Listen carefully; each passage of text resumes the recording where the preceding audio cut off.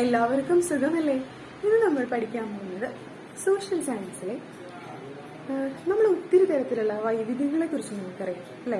നമ്മുടെ ഇന്ത്യയിൽ ഒത്തിരി വൈവിധ്യങ്ങളുണ്ട്. ഒത്തിരി വൈവിധ്യങ്ങളുള്ള വസ്ത്രവിധാനങ്ങൾ, അതുപോലെ ഭക്ഷണത്തിലുള്ള വ്യത്യാസങ്ങൾ, അങ്ങനെ ഒത്തിരി വൈവിധ്യങ്ങളുണ്ട് നമ്മുടെ ഇന്ത്യയിൽ തന്നെ. അതുപോലെ കേരളത്തിലും, നമ്മൾ താമസിക്കുന്ന കേരളത്തിലും ഒത്തിരി വൈവിധ്യങ്ങളുണ്ട്. സമുദ്രനിരപ്പിൽ നിന്നുള്ള ഉയരത്തിന്റെ അടിസ്ഥാനത്തിൽ കേരളത്തിന്റെ ഭൂപ്രകൃതിയെ മൂന്നായി തിരിക്കുന്നു: മലനാട്, ഇടനാട്, തീരപ്രദേശം. ഇത് നിങ്ങൾക്ക് മുൻ ക്ലാസ്സുകളിൽ തന്നെ പഠിച്ചിട്ടുണ്ടെന്ന് ടീച്ചർ കരുതുന്നു. അപ്പോൾ ഈ മൂന്ന് ഭൂപ്രദേശങ്ങളും വ്യത്യസ്ത രീതികളിലാണ് കൃഷികൾ ചെയ്യുന്നത്. അപ്പോൾ അതെങ്ങനെയാണ്, ഏതൊക്കെ തരത്തിലുള്ള കൃഷി രീതികളാണ് ഇടനാട്ടിലും മലനാട്ടിലും തീരപ്രദേശത്തിലും ചെയ്യുന്നത്? കാരണം മൂന്ന് സ്ഥലത്തും ഒരേപോലെയുള്ള കൃഷി രീതികൾ നമുക്ക് ഫോളോ ചെയ്യാനായിട്ട് സാധിക്കില്ല. അപ്പോൾ അത് ഏതൊക്കെയാണെന്ന് നമുക്ക് ഈ ക്ലാസ്സിൽ പഠിക്കാം. Rain, mist and cool weather prevail in our eastern highlands. This region is part of the Sahyadri ranges, lying well above the sea level. The picture, figure 3.2, shows cardamom and tea, the crops cultivated here. The following are geographical factors required for the cultivation of these crops: temperature below 30 degrees Celsius, abundant rainfall, well-drained soil. Identify the location of the highland from the given map, figure 3.1. Here, the climate is favorable for the growth of tea, coffee, and spice crops like cardamom, pepper, ginger, and turmeric. History tells us that it is the fame of these spice crops that made Kerala the favorite destination of foreigners. But the changes in climate of Kerala and land use have affected the agricultural production in this region. John Joseph Murphy. This Irish man is considered as a father of rubber cultivation in India. Along with some friends, he started cultivating rubber on the banks of the Periyar near Aluva in 1902. Later, he began cultivating rubber on a commercial scale at Yendayar near Mundakayam in Kottayam district. Mr. Murphy was not merely a planter. Apart from arranging pensionary benefits for the laborers, he built places of worship and schools for the villagers. Let's do an activity. Which are the crops that the highland region is suitable for? Make a list. Then, why can these crops be cultivated in the highland? Okay. Next, we are moving to midland. The midland is sandwiched between the lowland and the highland. This region in Kerala is characterized by the most diverse crops. Cereals, vegetables, tuber crops, etc. are part of this diversity. Observe the figure 3.3 and identify the other prominent crops of the midland. Abundant rainfall, moderately thick layers of alluvial soil in the river basins, and laterite soil along the hilly tracts are the favorable geographical factors for the crop diversity in the midland region. This region is suitable for the cultivation of rubber, which is a chief commercial crop of Kerala. Extensive cultivation of rubber in this region began in the first quarter of the 20th century. Till then, the region was largely devoted to the cultivation of tubers like tapioca, yam, elephant fruit yam, and vegetables. Plantain cultivation was also prominent, but the crop diversity in the midland is fast giving way to rubber. Even small land holdings are now used for rubber cultivation. Once planted, the rubber crop has the merit of long-lasting yield. Next, lowland. The lowland lies close to sea level. What are the major crops of lowland?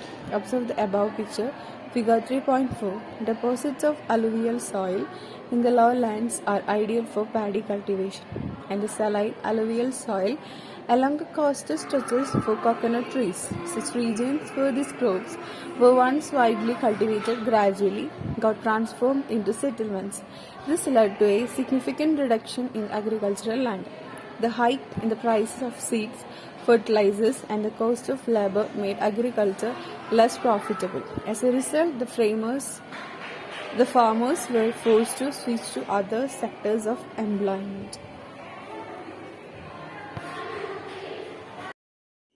Hi all, ഞാൻ സുസന്യ. കേരളത്തെക്കുറിച്ച് പഠിക്കുമ്പോൾ നമുക്ക് ഏറ്റവും ആദ്യം അറിഞ്ഞിരിക്കേണ്ട ഒരു വിഷയമാണ് Kerala geography. PSC ഉദ്യോഗാർത്ഥികളെ സംബന്ധിച്ചും വളരെ ഇമ്പോർട്ടൻ്റ് ആയിട്ടുള്ളൊരു ടോപ്പിക് തന്നെയാണ് ഇത്. ഇതിൽ കേരളത്തിൻ്റെ ഭൂപ്രകൃതി അല്ലെങ്കിൽ ഫിസിയോഗ്രഫിയെക്കുറിച്ചാണ് നമ്മൾ ഇന്ന് ഈ വീഡിയോയിൽ ഡിസ്കസ് ചെയ്യുന്നത്. നമുക്കറിയാം, ഇന്ത്യൻ ഉപദ്വീപിൻ്റെ തെക്ക് പടിഞ്ഞാറായിട്ടാണ് കേരളത്തിൻ്റെ സ്ഥാനം. ഭൂമിശാസ്ത്രപരമായി പറയുകയാണെങ്കിൽ ഉത്തരാക്ഷാംശം 8 ഡിഗ്രി 18 12 ഡിഗ്രി 48 മധ്യേ. ഉത്തരാക്ഷാംശം അല്ലെങ്കിൽ നോർത്തേൺ ലാറ്റിറ്റ്യൂഡ് എന്നാണ് പറയുന്നത്. ഇത് 8 ഡിഗ്രി 18 12 ഡിഗ്രി 48 മധ്യയാണ്. പൂർവ്വരേഖാംശം അല്ലെങ്കിൽ ഈസ്റ്റ് ലോഞ്ചിറ്റ്യൂഡ് 74 ഡിഗ്രി 52 77 ഡിഗ്രി 22 മധ്യയാണ്. പൂർവ്വരേഖാംശം അല്ലെങ്കിൽ ഈസ്റ്റ് ലോഞ്ചിറ്റ്യൂഡ് 74 ഡിഗ്രി 52 77 ഡിഗ്രി 22 മധ്യേ ഇവിടെ കാണുന്നുണ്ട്. ഓക്കെ, ഇനി ഏരിയ, കേരളത്തിൻ്റെ ഏരിയ അല്ലെങ്കിൽ കേരളത്തിൻ്റെ ഭൂവിസ്തൃതി എന്ന് പറയുന്നത് 38,863 ചതുരശ്ര കിലോമീറ്ററാണ്. 38,863 ചതുരശ്ര കിലോമീറ്റർ. ഇത് ഇന്ത്യയുടെ ടോട്ടൽ ഏരിയ വെച്ച് നോക്കുമ്പോൾ 1.18%, 1.18% മാത്രമാണ് കേരളം. ഇവിടെ വേറെ അറിഞ്ഞിരിക്കേണ്ട കാര്യം എന്ന് പറയുന്നത് കടൽ തീരമാണ്. നമുക്കറിയാം, പടിഞ്ഞാറ് ഭാഗം മുഴുവൻ കടൽ തീരമാണ് അല്ലേ. അപ്പം ഏകദേശം 580 കിലോമീറ്ററാണ് കേരളത്തിൻ്റെ കടൽ തീരം. ഇനി നമുക്ക് അതിരുകൾ നോക്കാം. ഈ മാപ്പ് നോക്കിയാൽ തന്നെ വളരെ ക്ലിയർ ആണ്. പടിഞ്ഞാറ് അറബിക്കടൽ, കിഴക്ക് നമുക്ക് 2 സംസ്ഥാനങ്ങളാണ്, തമിഴ്നാടും കർണാടകവും. തെക്ക് തമിഴ്നാടും വടക്ക് കർണാടകവും. ഓക്കെ, വേറൊന്ന് പറയാനുള്ളത്, കേരളത്തിൻ്റെ കിഴക്ക് ഭാഗത്തായിട്ടാണ് പശ്ചിമഘട്ടം സ്ഥിതി ചെയ്യുന്നത്. പശ്ചിമഘട്ടം അല്ലെങ്കിൽ വെസ്റ്റേൺ ഗൾസ് സഹ്യപർവ്വതനിര എന്നെല്ലാം പറയുന്നു. അപ്പം അത് ഈ കിഴക്ക് ഭാഗത്തായിട്ടാണ് സ്ഥിതി ചെയ്യുന്നത്.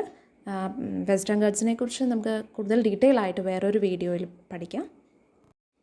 ഇനി ഭൂപ്രകൃതി അനുസരിച്ച് കേരളത്തെ മലനാട്, ഇടനാട്, തീരപ്രദേശം എന്നിങ്ങനെ 3ആയി തരംതിരിച്ചിരിക്കുന്നു. ഓക്കെ, മലനാട്, ഇടനാട്, തീരപ്രദേശം അല്ലെങ്കിൽ ഹൈലാൻഡ്സ്, മിഡ്ലാൻഡ്സ്, ലോലാൻഡ്സ് എന്നിങ്ങനെ. ഇവിടെ ഈ മാപ്പിൽ ഈ 3 പ്രദേശങ്ങളാണ് കേട്ടോ കാണിച്ചിരിക്കുന്നത്.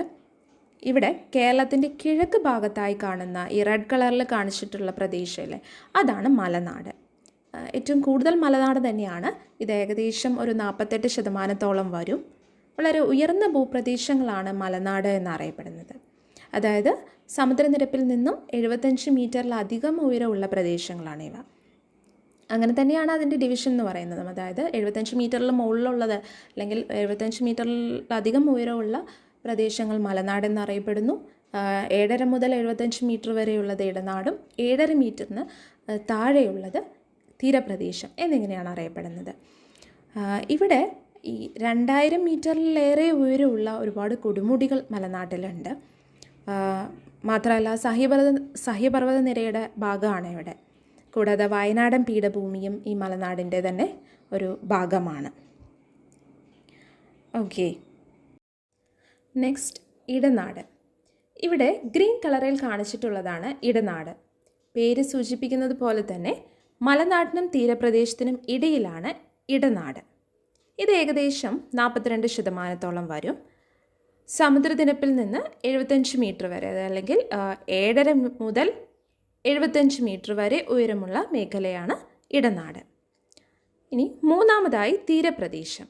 ഇവിടെ പടിഞ്ഞാറ് ഭാഗത്തായിട്ട് മഞ്ഞ നിറത്തിൽ കാണിച്ചിരിക്കുന്നതാണ് തീരപ്രദേശം. ഏകദേശം 10% വരും. വെറും 10% മാത്രമാണെങ്കിലും ഏറ്റവും അധികം ജനസാന്ദ്രതയുള്ള പ്രദേശമാണിത്. സമുദ്രനിരപ്പിൽ നിന്നും 7.5 മീറ്റർ വരെ ഉയരമുള്ള സമതല പ്രദേശങ്ങളാണ് തീരപ്രദേശങ്ങൾ.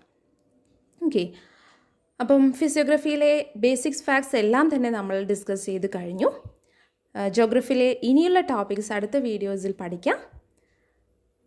ഓക്കെ, സോ നിങ്ങൾക്ക് ഈ വീഡിയോ ഇഷ്ടമായി എങ്കിൽ തീർച്ചയായും ലൈക്ക് ചെയ്യുക, ഫ്രണ്ട്സിലേക്ക് ഷെയർ ചെയ്യുക, നിങ്ങളുടെ അഭിപ്രായങ്ങൾ കമൻറ്റ് ചെയ്യുക. കൂടുതൽ വീഡിയോസിനായി സബ്സ്ക്രൈബ് ചെയ്യുക. താങ്ക്